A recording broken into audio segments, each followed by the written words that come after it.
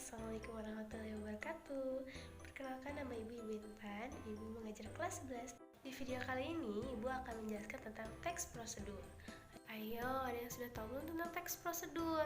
Nah, sebelumnya Ibu ingin mengajarkan kepada kalian nih cara mencuci tangan yang baik dan benar di era new normal kali ini. Pasti kalian belum pada tahu kan cara mencuci tangan yang baik dan benar? Kita lihat sama-sama yuk. Yang pertama, sebelum kalian mencuci tangan, kalian harus membasahi tangan kalian dengan air yang mengalir.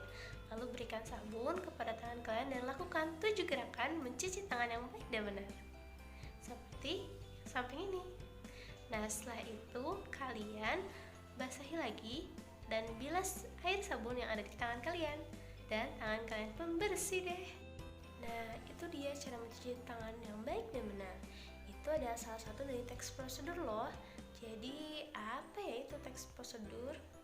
Teks prosedur adalah teks yang berisi langkah-langkah untuk melakukan sesuatu.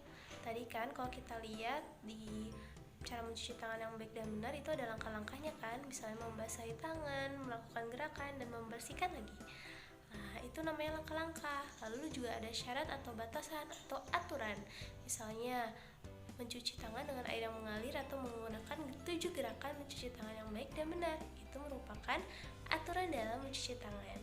Lalu, langkah dan aturan ini tentunya bisa membuat atau manfaatnya membuat apa yang kita kerjakan itu lebih tepat atau bermanfaat agar pembaca bisa melakukan kegiatan dengan baik dan benar. Misalnya nih, kalau kalian mau buat seblak, nah tapi kalian nggak ada aturannya, misalnya berapa sendok garam, dan juga langkah-langkahnya amburadul, misalnya tiba-tiba dari wajannya dikasih air, dikasih bumbu dan sebagainya, tapi nggak dinyalain kompornya, pasti kan jadi nggak enak kan. Nah, itu fungsinya dari teks prosedur. Nah, teks prosedur itu ada 3 jenis loh. Ada membuat. Kalau membuat berarti ada sesuatu yang dihasilkan, misalnya membuat seblak. Lalu ada yang melakukan. Kalau melakukan berarti ada sesuatu kegiatan yang dilakukan, hasilnya berarti kegiatan itu terlaksana dengan baik dan benar. Dan juga ada menggunakan, misalnya menggunakan gitar dan lain sebagainya. Nah, selanjutnya kita ke bagian teks prosedur. Ada 2 bagian nih dalam teks prosedur. Tapi ingat, ini bukan struktur ya. Strukturnya ada lagi nih setelah bagian teks ini. Nah, di bagian teks prosedur ini ada 2 bagian, yaitu ada penjelasan umum. Biasanya ada di paragraf pertama. Lalu juga berisi tentang definisi dari apa yang akan kalian paparkan dalam teks prosedur. Lalu yang kedua juga ada tahapan atau langkah-langkah. Biasanya setelah paragraf pertama dari penjelasan umum dilanjutkan dengan tahapan atau langkah-langkah. Dan biasanya juga di ciri-ciri yang kedua biasanya isinya tentang saran, perintah untuk melakukan sesuatu. Sekarang kita ke struktur teks prosedur. Seperti yang kalian tahu, kalau teks prosedur itu kan ada 3 jenis.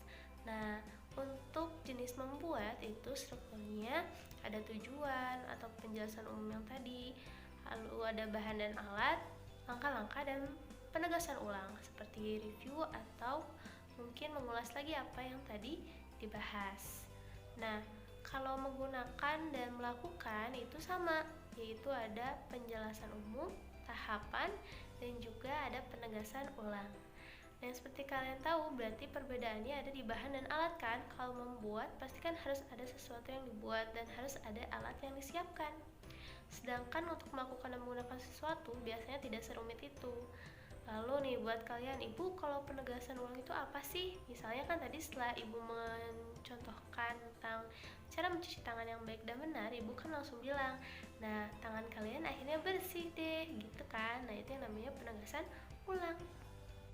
Lalu pasti kalian bertanya, apa sih Bu bedanya bagian dan juga struktur? Kalau bagian itu lebih kepada inti yang harus ada di dalamnya secara keseluruhan, sedangkan struktur itu sudah masuk ke dalam organisasi dari teks itu sendiri. Nah, sekarang kita masuk ke bagian yang terakhir, yaitu kebahasaan dalam teks prosedur. Yang pertama ada kata kerja imperatif atau kata perintah. Nah, karena dalam teks prosedur ini ada langkah-langkah yang harus diikuti, pasti ada kata perintah, misalnya basahilah, masukkan, lemparlah. Pokoknya ingat ada kata kerja yang disisipi imbuhan kan, i, dan lah. Oke?